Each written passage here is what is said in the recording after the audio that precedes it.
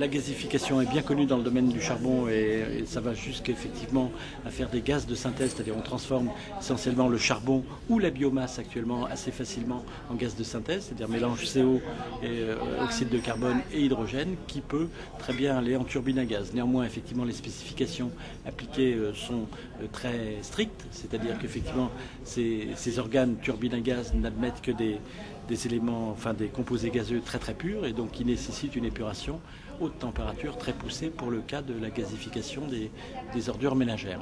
Alors donc la voie intermédiaire qui paraît sans doute la plus prometteuse, c'est des voies qui font un étage de pyrolyse, cet étage de pyrolyse pouvant servir au stockage intersaisonnier comme on l'a dit, mais qui ensuite font une gasification, une vapogasification à la vapeur d'eau, transformant le carbone plus la vapeur d'eau en mélange COH2.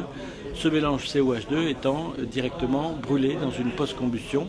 Mais la grande différence par rapport à l'incinération classique, c'est qu'effectivement, plutôt que de brûler directement le combustible solide, le déchet solide en phase solide, avec tous les problèmes de points chauds, de limitation, de génération de polluants, d'un brûlé, etc. Effectivement, quand le contenu thermochimique est transféré en phase gaz, brûler du gaz, c'est évidemment très facile, avec des excès d'air très faibles.